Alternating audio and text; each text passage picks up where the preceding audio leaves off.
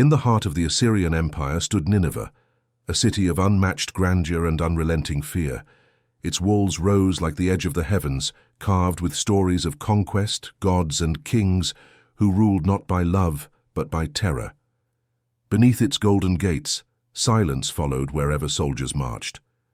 At the center of that silence was King Shalmaneser, the ruler whose word was iron and whose gaze could end a man's life. He was said to have been born during a crimson eclipse, a sign the priests declared as divine wrath-given flesh. From childhood he was taught that mercy weakened empires and blood preserved them. Nineveh under his reign was both a marvel and a nightmare. Temples glowed with offerings, while the dungeons below reeked of sweat and death.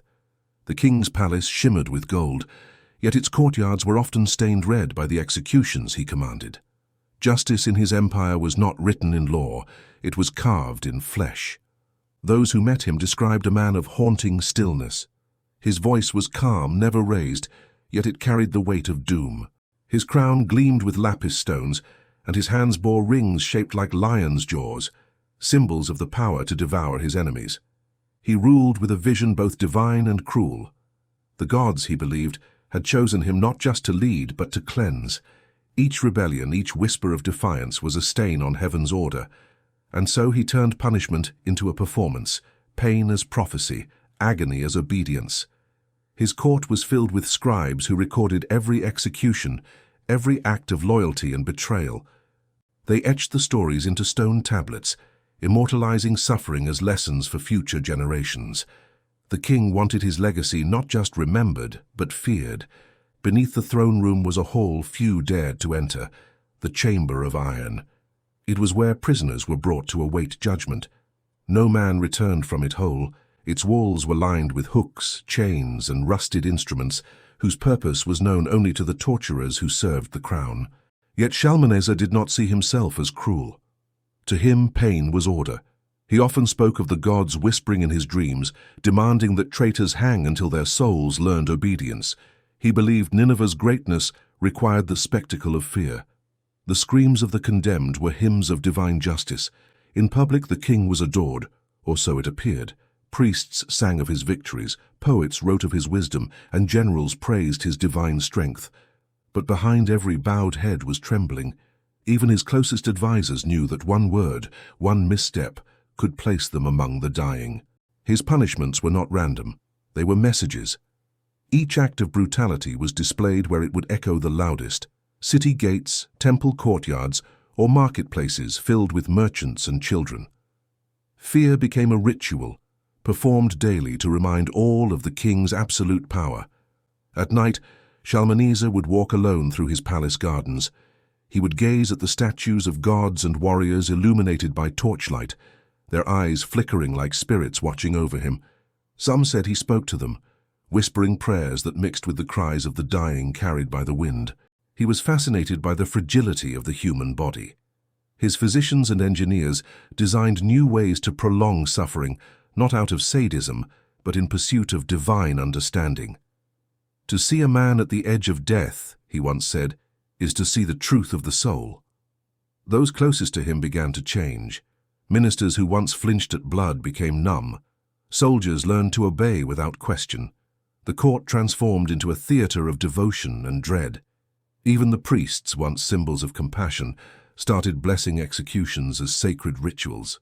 Nineveh itself mirrored its king. Markets overflowed with gold and grain, yet whispers of rebellion died before reaching ears. Mothers hushed their children at sunset, when the air grew heavy with the sound of drums, a signal that another judgment was about to be carried out.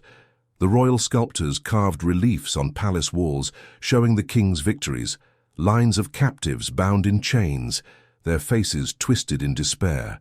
These images were meant to glorify him, but for those who saw them, they were reminders of what awaited those who disobeyed. One inscription read, "Those who defy the sun shall hang beneath it." The phrase became the empire's warning, carved above every city gate. It was not merely a saying, it was a promise that the king's justice would reach every shadow. As the years passed, fear became faith. People began to believe that Shalmaneser was not entirely mortal, that his cruelty was divine duty, his wrath a reflection of the gods themselves. The line between religion and terror blurred until both became one. But beneath the perfection of his rule, cracks began to form. Traders from the western provinces brought whispers of uprisings. A captured messenger confessed to secret gatherings of men planning rebellion. For the first time in years, the king felt the cold touch of doubt. He summoned his high priest and asked, "What does a god do when mortals forget fear?" The priest bowed deeply and replied, "He reminds them." That night, under a blood-colored moon, the king ordered the chamber of iron to be reopened. He commanded his torturers to prepare a new display of royal justice, one that would make the people tremble once more. No one yet knew what the king intended. But in the coming days, the empire would learn that Shalmaneser's idea of reminder was unlike anything they had ever seen. The iron hooks were being forged again, and the pillars of stone were rising in the courtyards of Nineveh. The city waited in silence, knowing that something unspeakable was about to begin. Quick reminder, please subscribe the channel before we continue the video. The dawn that followed was unlike any other in Nineveh. The air carried a strange heaviness, a silence that settled before storms. Across the city, soldiers in black armor stood at every corner, their spears glinting beneath the rising sun. Rumors had already spread. The king was preparing a new punishment. In the courtyard of the palace, artisans and metalworkers labored through the night. Fires roared in great furnaces as molten iron poured into molds shaped like hooks, curved and sharp as scorpion tails. Each piece was inspected by the royal overseer, polished until it gleamed like dark gold. These were not tools, they were symbols of submission. King Shalmaneser watched the work from his balcony. His eyes, cold and unwavering, reflected the red glow of the fires.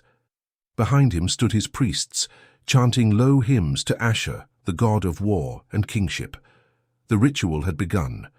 The first traitors were to be brought before the people. By midday, drums thundered through the streets. Crowds gathered, pressed shoulder to shoulder, as guards dragged the prisoners through the gates, 10 men accused of plotting rebellion. Their faces were pale, their feet bleeding from the stones. They were bound with iron chains, their mouths gagged to silence their pleas. The execution ground lay before the western walls of Nineveh, where the setting sun could watch. There stood tall stone pillars newly raised from the earth, smooth, wide, and terrifyingly clean. Between them, the iron hooks hung from chains, swaying gently in the hot wind like pendulums of death. The high priest stepped forward, holding a golden bowl filled with oil and blood. His voice boomed over the murmuring crowd. "By decree of King Shalmaneser, those who defy the divine order shall hang between heaven and earth, judged by the gods, seen by men." The people bowed.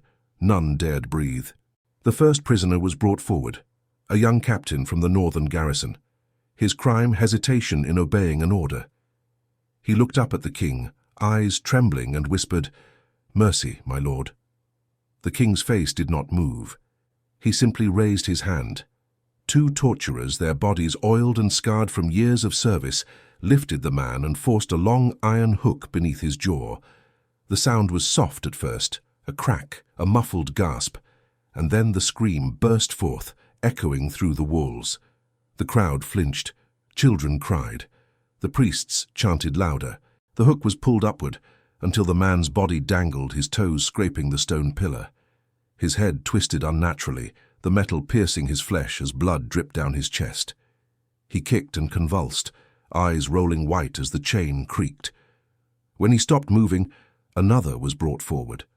One by one they were lifted, through the jaw, through the ribs, through the spine, each impalement unique, each more gruesome than the last.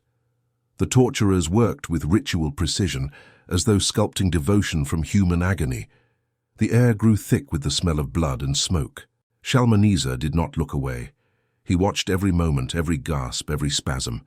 To him this was not cruelty, it was order restored. Each life taken was a prayer answered.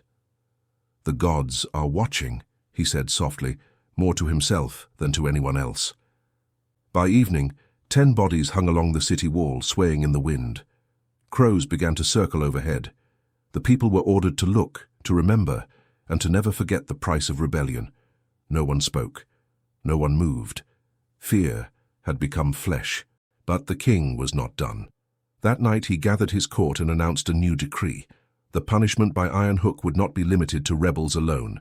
Thieves, deserters, and liars who deceived the crown would meet the same fate. He called it the law of the hanging faith. The priests etched the decree on stone tablets and placed them at the city gates.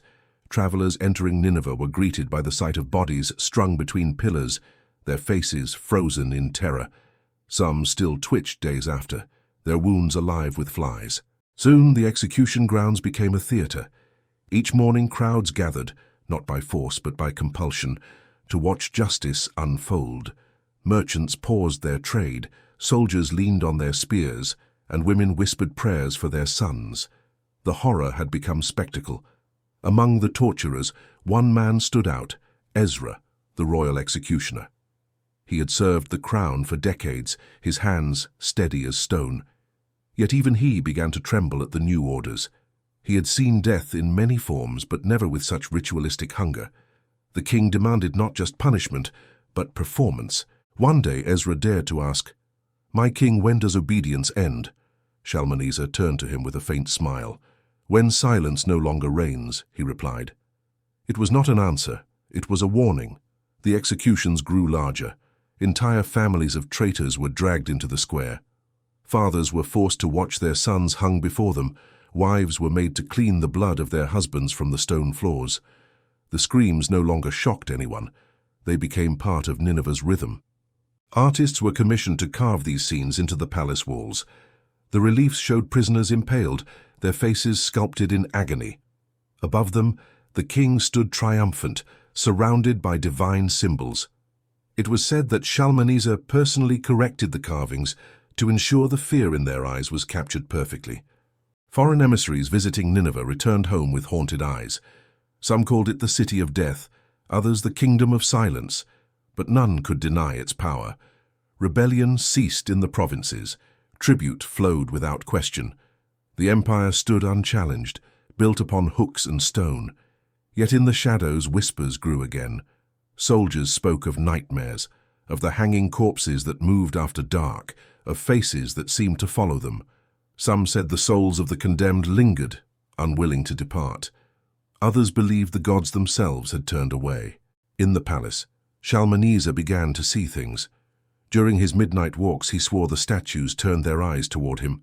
The garden fountains seemed to flow red beneath the moonlight.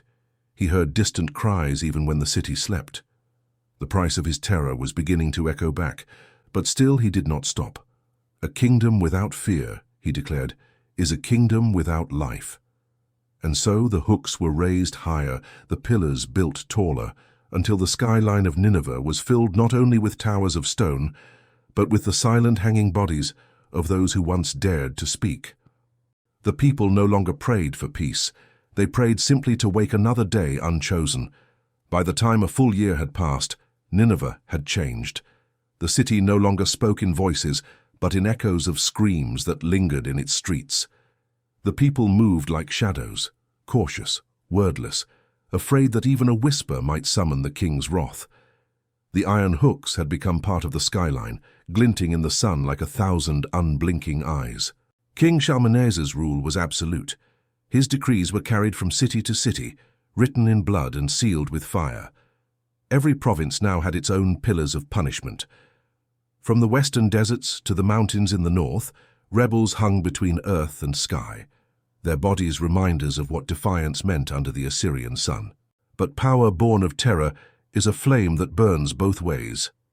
Inside the palace, unease grew among the king's own council. Ministers avoided his gaze, priests muttered prayers before entering his chamber, and the soldiers, once proud to serve him, began to look away when the executions began.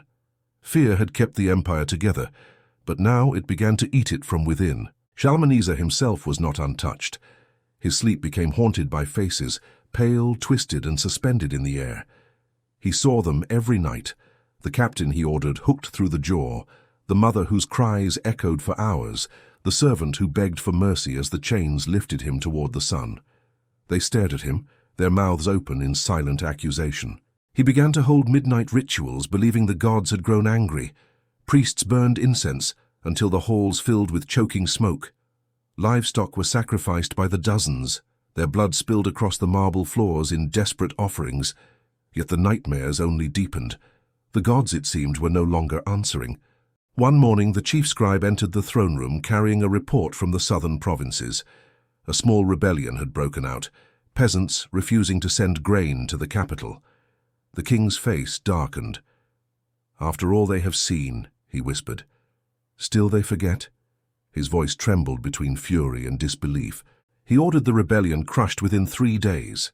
His army moved swiftly, but instead of fighting they found only burned fields and empty villages. The peasants had fled into the mountains, leaving behind words carved into the dirt.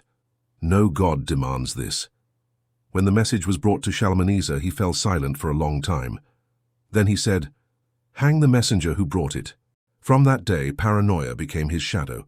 He trusted no one, not his generals, not his priests, not even the torturers who had served him faithfully. He replaced them all with younger men, more ruthless and more obedient. The chamber of iron never closed. It simply changed hands. But the executions began to lose their effect. The people no longer gathered to watch. They turned away, eyes hollow, hearts emptied. The spectacle had become routine, a soundless horror they endured like the wind or the rain. Fear had stopped inspiring obedience. It had become despair. Ezra, the old executioner, could no longer bear it. His hands shook each time he prepared the hooks. One evening, as the guards brought in another group of prisoners, he knelt before the king and said, "My lord, there are no more lessons to teach. The people do not disobey. They only die." The throne room went silent.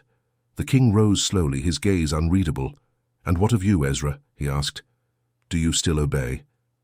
The executioner bowed his head. "I obey, my king," he whispered. Shalmaneser nodded once. "Then show them your loyalty." The guards seized Ezra, and by dusk his body hung beside the others. That act marked the beginning of the end. The priests began to vanish one by one, either fleeing or found dead in their chambers. The city's wells grew foul. Famine spread through the outer districts. No caravans entered, no songs were sung. The once living heart of the empire had become a graveyard that walked. One night, a storm struck Nineveh. The wind howled through the pillars, making them moan like the voices of the dead. Lightning flashed across the walls, illuminating the hanging corpses that lined the streets.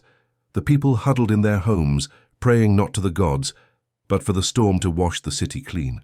Shalmaneser stood on his balcony, drenched in rain, staring at the rows of iron hooks glinting in the flashes of lightning. The wind tore at his robes, and thunder rolled like drums of war. He felt something stir deep within, a realization that, for all his power, he had become a prisoner of his own creation. He whispered to the sky, "Was it for you I did this, or for myself?" But the gods gave no answer. Only the wind replied, carrying the faint sound of chains clinking in the dark. When dawn came, the palace was silent. The guards who entered the king's chambers found the throne empty. His crown lay beside it, streaked with blood. Some said he had fled into the desert to beg forgiveness from the gods. Others swore they saw his body hanging among the pillars, though no one dared to look closely enough to know which one was him.